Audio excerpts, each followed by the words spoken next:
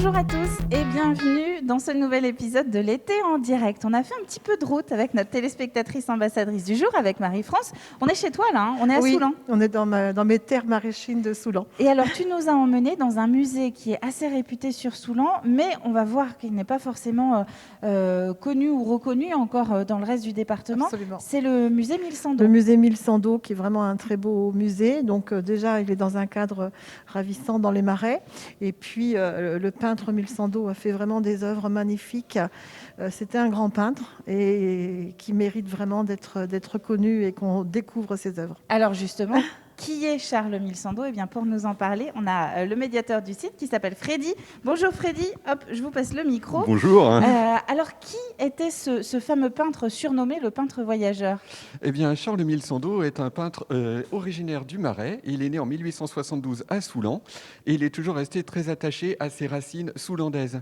Il s'est inspiré des gens du Marais pour faire ses œuvres. Il représente vraiment des vrais gens qu'on aurait pu rencontrer dans la rue et reconnaître parce qu'il fait une peinture très réaliste, des dessins très réalistes. Et il s'est spécialisé notamment dans les grandes productions en pastel. Et parmi ces grandes productions en pastel qu'il a fait dans le Marais, une des plus abouties, c'est celle-ci, qui Donc s'appelle... ça, c'est un des tableaux emblématiques de Charles Mille Sans C'est dos. un des tableaux ça emblématiques de Charles Mille Sans dos qui s'appelle la partie de cartes. Cette partie de cartes, elle est vraiment très détaillée pour un pastel, ce qui est quand même relativement rare.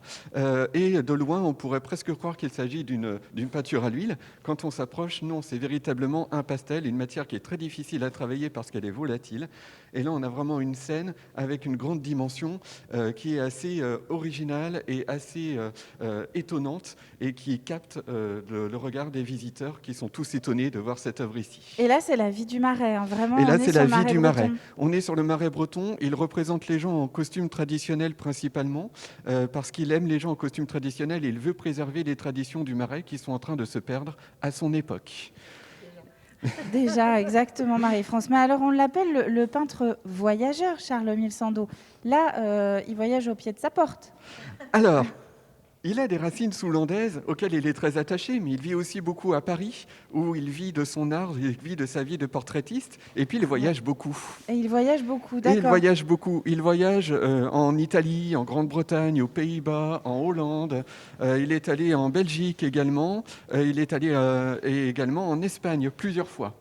Et alors, c'est ça que vous voulez nous montrer également, c'est Et qu'une oui. de ses autres œuvres emblématiques, ou en tout cas représentatives de son métier, c'est un tableau qui concerne l'Espagne. C'est ça. Donc l'Espagne qu'il a découverte en 1901, il va retourner plusieurs fois pendant plusieurs mois de 1901 à 1909. Il fait à chaque fois des voyages en hiver. Il aime bien les paysages d'hiver. Et il y a un village qu'il aime tout particulièrement, c'est le village de Ledesma, près de Salamanque, en Castille et Léon. C'est un village rude où la vie est difficile, il y a beaucoup de pauvreté. Ça lui rappelle un petit peu son Marais natal. C'est sa seconde patrie. Donc ici, on a une reproduction du village de Ledesma en hauteur. On a un pont romain qui traverse le Rio Tormes. Et ici, voilà, c'est vraiment encore une œuvre au pastel qui est plutôt dans les tons sombres, marron, gris, noir. On est vraiment dans un paysage hivernal. On voit même les deux bergers qui sont emmitouflés dans des manteaux. Et c'est la femme qui illumine c'est le la tableau. femme qui apporte la couleur. C'est ça, exactement. Bah oui, non, mais je pense que c'est voulu en plus. C'est voulu, Donc, mais on ne sait pas... Il y avait la femme qui allaitait aussi, qui était très C'est belle. ça, les femmes sont spectatrices au niveau du Marais, elles ne jouent pas aux cartes, elles ne complotent pas, ça c'est une affaire d'homme. Ici, cette femme, on n'est pas sûr qu'elle soit vraiment là en vrai, c'est peut-être une allégorie de la pensée des bergers qui pensent à l'amour ou qui pensent au printemps qui va arriver. Eh bien, merci. On va terminer sur cette note poétique. Merci, Freddy, c'est gentil. On va continuer la découverte avec toi, Marie-France, donc du musée, parce que vous allez voir Charles Mille Sans dos. Donc, c'est l'intérieur avec ses toiles, mais c'est aussi, vas-y, je t'en prie, un extérieur et notamment sa maison, c'est ça? Oui, tout à fait. Donc, bon, là, c'était sa maison, mais celle-ci, il l'a construite, il l'a fait faire en souvenir donc, de ses voyages en Espagne.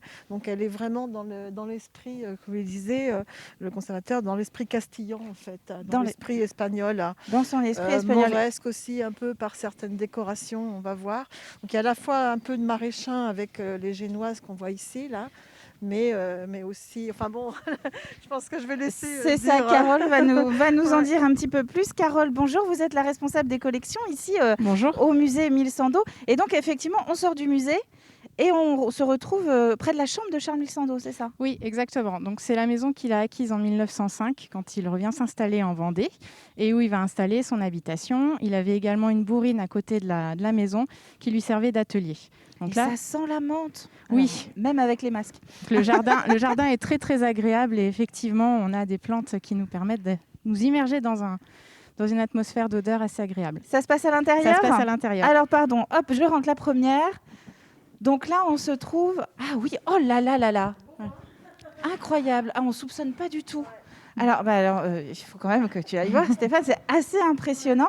Quelle surprise quand on est ici, enfin, à Exactement. l'extérieur. À Soulan, on ne soupçonne pas en intérieur comme ça. Non. Donc la maison se compose de 2 pièces. Effectivement, vous avez la cuisine par où on rentre actuellement, qui est assez sobre dans ses décorations et Traditionnel, oui. traditionnelle. Et quand on rentre dans la chambre, on est baigné dans une atmosphère complètement différente puisque tous les murs sont peints d'inspiration andalouse.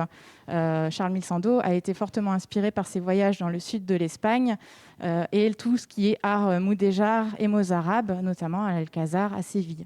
Donc vraiment, il vivait ici. Mais vous savez, on a l'impression d'une pièce importée en fait. Enfin, Oui. on n'imagine pas du tout le peintre vivre ici. Ça l'inspirait? Ça l'a certainement inspiré. Vous avez pu voir toutes les œuvres à l'intérieur du musée sur sa période espagnole. Mais il a vraiment voulu retranscrire les ambiances de ses voyages dans cette pièce, tout en intégrant l'aspect marée, puisqu'il a complètement adapté le décor à son environnement immédiat. On parlait de l'odeur de menthe à l'extérieur. Vous pouvez trouver sur les différentes peintures des représentations de plantes locales. Vous avez ici le gris des marais, vous allez retrouver des œillets, de la glycine, des trèfles à 4 feuilles. Donc en fait, il adapte ce qu'il a pu voir, mais à son environnement local, ici en Vendée. Et donc avec tous les meubles qui datent de l'époque de Charles Sandeau, je suppose. Exactement. Son matériel de peinture. Oui, on a sa palette, Ah oui. sa boîte à couleurs. C'est émouvant. très émouvant. Effectivement, on a l'impression, on s'attend à le voir. Exactement. Le parapluie maraîcher. Ah, c'est un grand parapluie parce qu'il pleut beaucoup? on se met en dessous pour maraîchiner. C'est ça. C'était une technique de séduction typique du marais. Bon. Le Alors, parapluie. on ne va pas l'ouvrir en intérieur parce que je ne suis pas très au fait des traditions maraîchines, mais peut-être que ça porte malheur comme d'ouvrir un parapluie plus classique à l'intérieur. En tout cas, merci beaucoup Carole pour cet aperçu du musée Charles Sandeau. Vous êtes ouvert tout l'été?